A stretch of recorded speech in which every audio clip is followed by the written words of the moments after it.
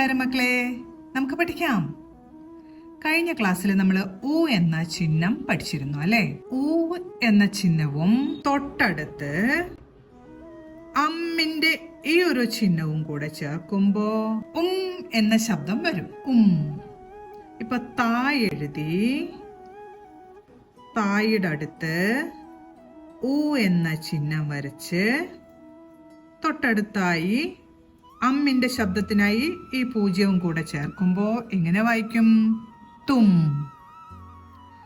അതുപോലെ രാ വരച്ച് രായുടെ അടുത്ത് ഊട ചിഹ്നവും അമ്മിന്റെ ചിഹ്നവും കൂടെ ചേർക്കുമ്പോ എങ്ങനെ വായിക്കണം? രും.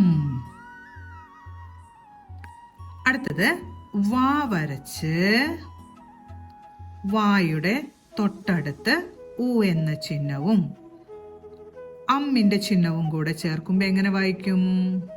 വും. വ്യഞ്ജനാക്ഷരങ്ങളുടെ കൂടെ എന്ന ശബ്ദം വരാനായിട്ട് ഊ എന്ന ചിഹ്നവും തൊട്ടടുത്ത് അമ്മിന്റെ ചിഹ്നവും കൂടെ ചേർക്കണം. ഉദാഹരണത്തിന് നമുക്ക് കുറച്ച് വാക്കുകൾ എഴുതി നോക്കാം. വരും. വാ രാ എഴുതി ഊട ചിഹ്നം വരച്ച് അമ്മിന്റെ ചിഹ്നം വരച്ചു. വരും. വരും. അടുത്തത് നമ്മൾ വേറൊരു വാക്ക് എഴുതാം. തരും. താ വരച്ച് രാ എഴുതി ഊ എന്ന ചിഹ്നം വരച്ച് അമ്മിന്റെ ചിഹ്നം വരച്ചു. തരും. തരും.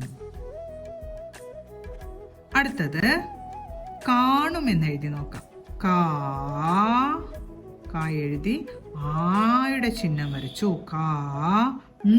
നും ആവാനായിട്ട് എന്ത് വേണം? നാ വരച്ച് ഊ എന്ന ചിഹ്നം വരച്ച് അമ്മിന്റെ ചിഹ്നം ചേർത്തു. നും. കാണും. ഇന്ന് പഠിച്ച കാര്യങ്ങളെല്ലാം ഒരു 10 പ്രാവശ്യമെങ്കിലും താഴേക്ക് എഴുതി പഠിക്കാൻ ശ്രമിക്കണം. ഇനി നമുക്ക് അടുത്ത ക്ലാസ്സിൽ കാണാം. നമസ്കാരം.